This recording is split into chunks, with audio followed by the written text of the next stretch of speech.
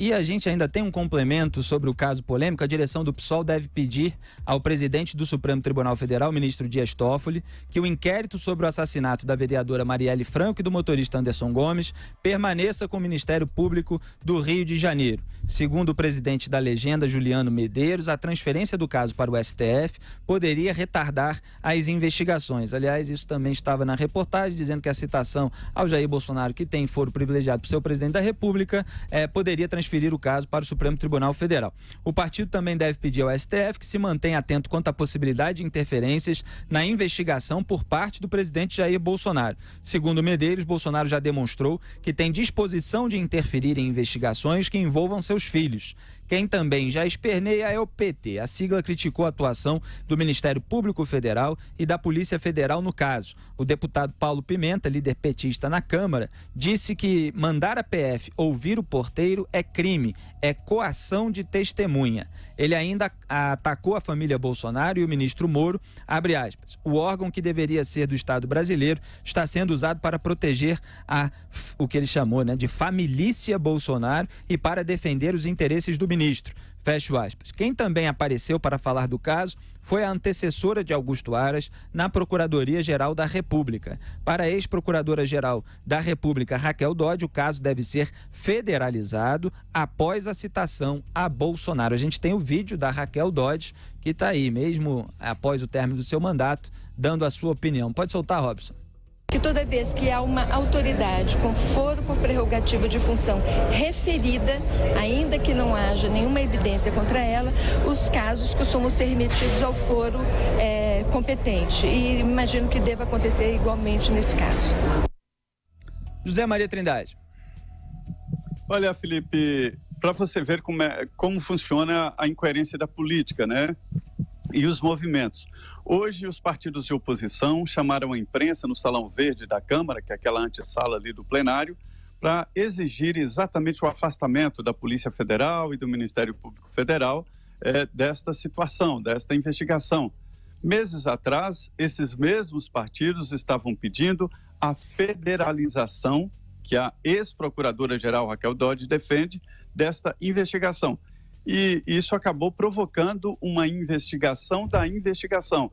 Ou seja, a Polícia Federal avaliando ali como foi a investigação e até chegou a conclusões de que houve em determinados momentos, até apontaram pessoas falsas como se fossem os mandantes e tal, e na verdade foi para dificultar as investigações. Então esses partidos estão querendo manter afastada a Polícia Federal.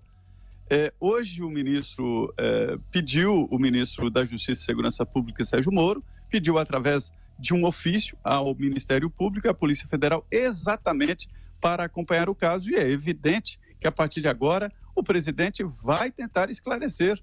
Ele agora está interessado em esclarecer essa situação, porque ele foi citado.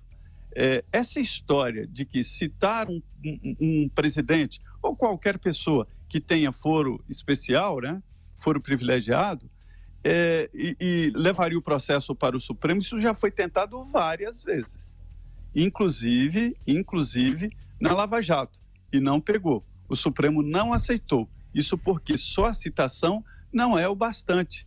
A pessoa que tem um foro especial tem que estar diretamente envolvido no caso e naquele núcleo.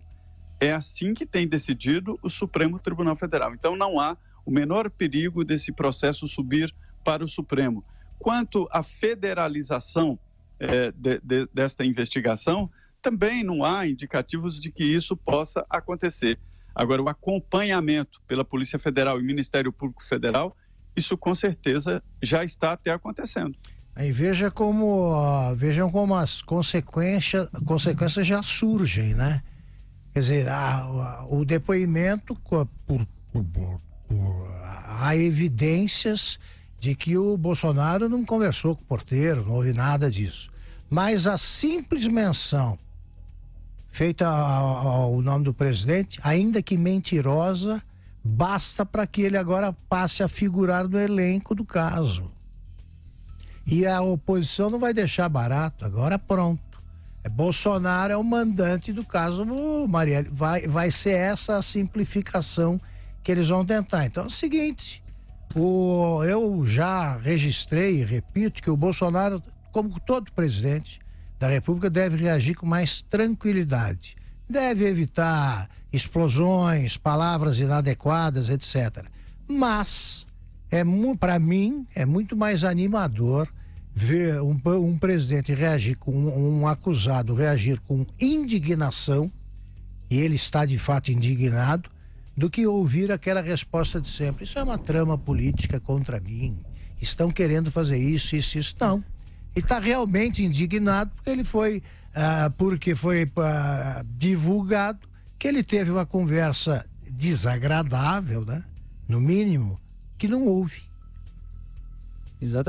A indignação do Jair Bolsonaro pelo conteúdo do depoimento do porteiro é absolutamente legítima. Quer dizer, o porteiro disse que falou com o seu Jair e o Jair Bolsonaro sabe muito bem, porque o registro na Câmara dos Deputados mostra, tem vídeo dele lá naquele dia em Brasília, sabe muito bem que não estava lá.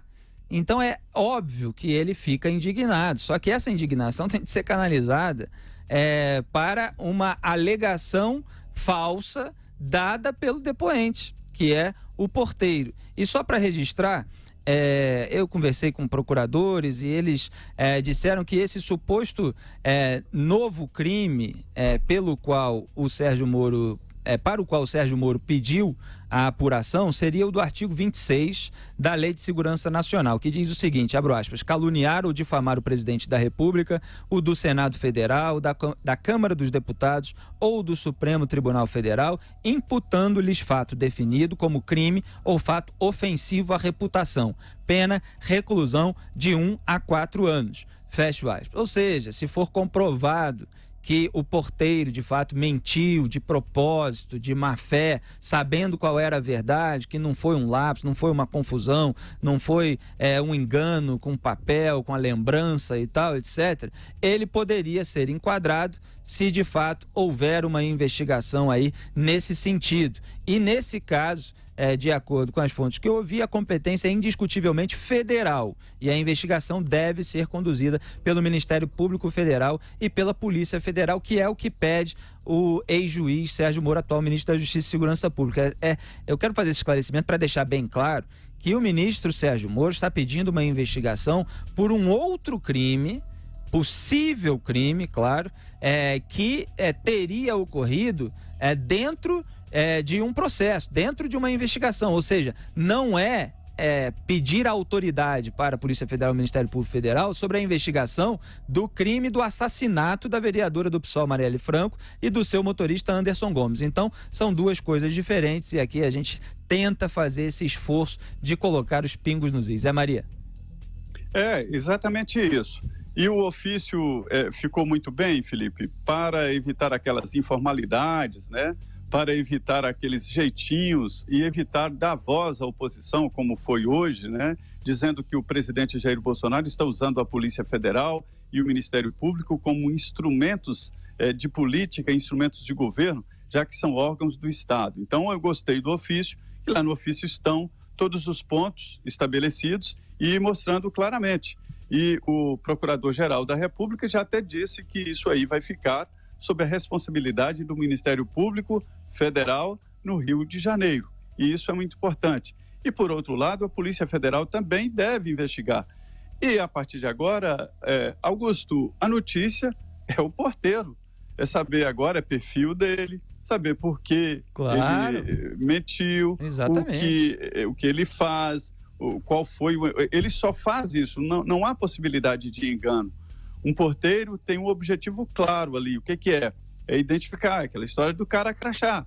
É identificar a pessoa, onde você vai, vou em tal casa, verificar lá, tem uma rede de câmeras, eu pude ver, verificar se realmente foi na casa, e é isso que ele faz, né? Então ele deve saber o porquê se equivocou, se explicar, e a partir de agora, essa é a notícia. É por isso que eu quero acompanhar com atenção os desdobramentos do noticiário, porque aí você tem que ter coragem para dizer, olha, foi falso o depoimento, tá? Perdão, leitores, como a gente dizia na Veja, perdão, leitores, olha, não foi bem assim, eu quero ver o que eles vão dizer. Pelo seguinte, não é pouca coisa, há um detalhe dessa história que não tem nada de detalhe, não, é grave. Essa visita ao condomínio teria ocorrido no dia do assassinato, não é isso? Horas antes. Horas antes do assassinato, não é pouca coisa. E já vem aí os Paulos Pimentas da vida, já estão querendo intimidar o porteiro. O porteiro já está sendo tratado como se fosse uma versão atualizada do Francelino Costa, né? O porteiro que contou a verdade, que foi massacrado pelo governo petista por ter descoberto, por ter revelado que o então ministro Antônio Palocci frequentava a tal República de Ribeirão Preto. Olha, ele era chamado de o chefe. Esse disse a verdade, manteve e foi punido com o estupro da conta bancária dele, ordenado pelo Palocci com a anuência do Lula, e ficou sem emprego regular por mais de 5 anos, por ter contado a verdade. Vamos ver o que acontece com quem contou a mentira. Eu só friso de novo que quem deve desculpa, quem deve perdão é o porteiro. Aquele que deu um depoimento com uma alegação que, contrastada com a realidade, se confirmou não sendo verdadeira. Então, essa pessoa, quem deve explicações e da qual as explicações precisam ser cobradas. A gente aqui há anos, em Os Pingos nos Is, noticia um monte de depoimentos que a gente analisa e mostra que pode ser mentira ou que já é visivelmente cínico o depoimento. Então, noticiar declarações que são mentirosas é bem diferente de você compactuar com aquele conteúdo das declarações. Então, o conteúdo da declaração é noticiado e aí cabe a cada um analisar se aquilo é verdadeiro ou falso.